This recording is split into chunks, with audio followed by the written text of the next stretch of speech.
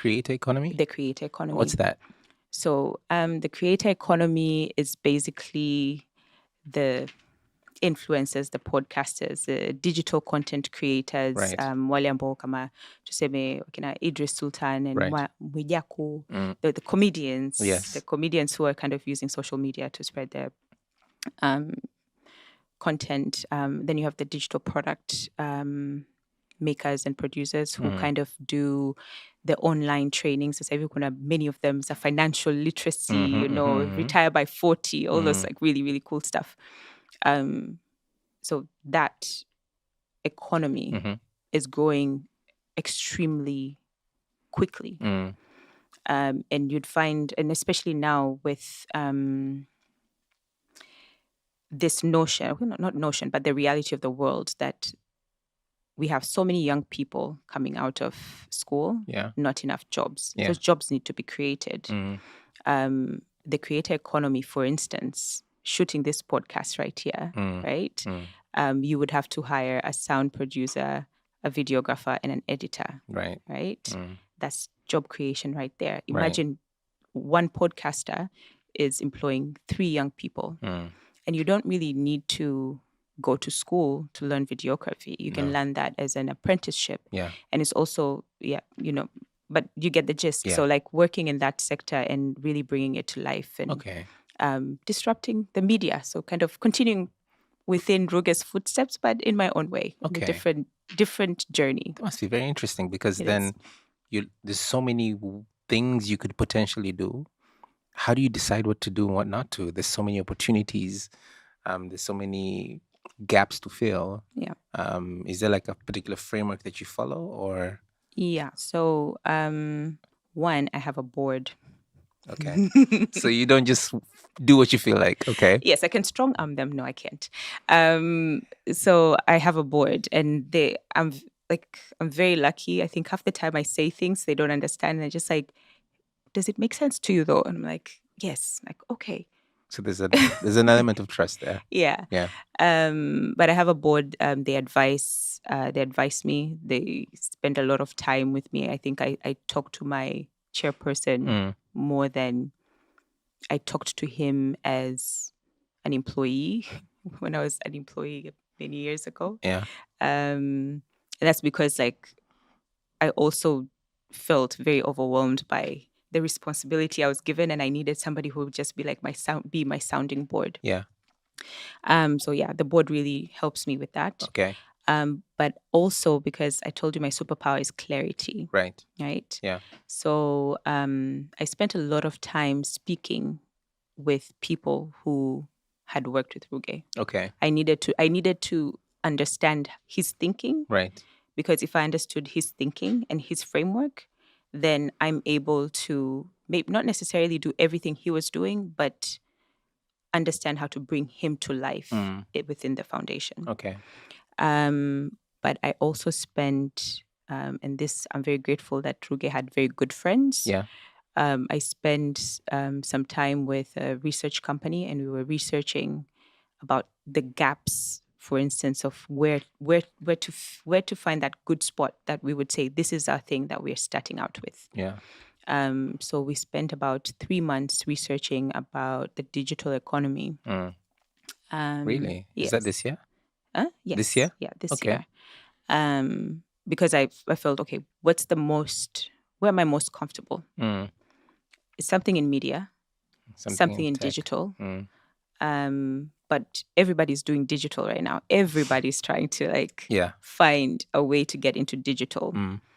So what I wanted to understand is where is the gap? Where can we actually help? Where can we actually support young people to dream big, to, make a living, to also even become famous? I mean, that was what Ruge was also known for. He was like, warned, I'm famous now. That's where the future is. That's where the gap is. Nobody's feeling. And especially in Tanzania, because the struggle for us Tanzanians and the digital economy is one, there's the language issue. It's a real problem.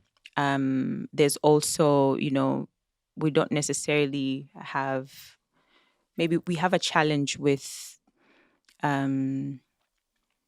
bidding for certain projects, especially on a global scale. Why? What's the challenge? So okay, maybe let me take a step back. So in the digital economy, the digitally delivered work, there are different variations of the kind of work that would happen. There's the online freelancing that people do, and a lot of young people kind of end up there. Like the Fivers and stuff? Yeah, the Fivers and whatever. And for us, we don't have a freelancing platform. Right. Yeah. So a lot of people would be bidding there. That's a different ball game, right?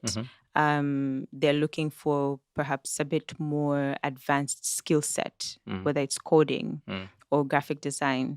They're also a bit, discriminatory. They'd prefer to work with, for instance, the Indians and the Asians. And now, in comparison to Tanzanians, maybe we're not as aggressive as they are. Right. And some Tanzanians have done really well and kind of found a way around it, and using VPNs and fake profiles. But that can only take you so far, right? And especially now with VPNs being an issue. Right. So that's what I meant. It becomes a bit of a challenge. Okay. So we have that. Then we have the more developed business managed services, where, especially for coders, for instance, where an organization would bid for work, labda Europe or US, alafu they'd hire entry level coders to work under them to deliver on the project. And we've seen this, like, I don't know if you've heard of DOPE. No. DOPE is Developers Outreach Program. Yes. Yeah, you've heard about that. Yeah. So like they have that system. Okay. But also like maybe more regionally, Andela was Andela, doing yes, that. yes, The Room is doing the Room, that. yes. Yeah. So in Tanzania, imagine we only have DOPE. Right. Yeah. So we need, like, because those ones are able to take in more younger people, entry level, coming out of college. Right. And build the capacity, build the experience, but also provide opportunity for people to make some money. Yeah. But still, how many coders do we have? It's a very high, I guess, high-end skill. Right. Also, because now even in the digital economy, there are particular skills that are more lucrative, I guess. Lucrative. There's higher demand for it. Yeah. So now already you see how, as Tanzanians, we are kind of constricted in freelancing, business managed services. There's micro work as well, which is much like business managed services, but we don't have any kind of platform for micro work. So micro work is basically unachukua, so somebody, say, naked, would get like impact sourcing. They would source a project from the US with the notion that this is for impact, and that's how how you sell yourself to the US and European companies. So that they're also giving you work for good, and you take the work. Maybe if it's managing campaigns, and then you'd break down the work to small pieces, such that mtu ambaye amesoma darasa la 7 wame drop out form 2 anaweza kufanya hiyo kazi. Kufanya hiyo kazi. Like, for instance, media monitoring is one of those things that can be done that way. Exactly. So there's micro work, but that's not being, like, we don't have such organizations doing that, because it also requires, I guess, networks, etc. Cynthia. Yeah. Are these all things that I am not doing them? Yes, but like these are all things that I did research on. Okay. Na hivi vitu vyote ni vitu ambavyo mnafikiria kufanya through the foundation? No, we're not doing that. We're not trying to do all of that. But I was trying to build the case kwamba unaona hivi vyote Tanzanians are kind of constricted in terms of how they can contribute. But with the creator economy, photographer, videographer, editor, comedian, influencer. This can be localized, right? Yeah. And it's a skill you don't have to go to school for, because we're also a majority of a lot of people are low skilled. Yeah. So this is one way to actually spur up employment, right? Spur up the creator economy itself, right? And make a difference. Wow.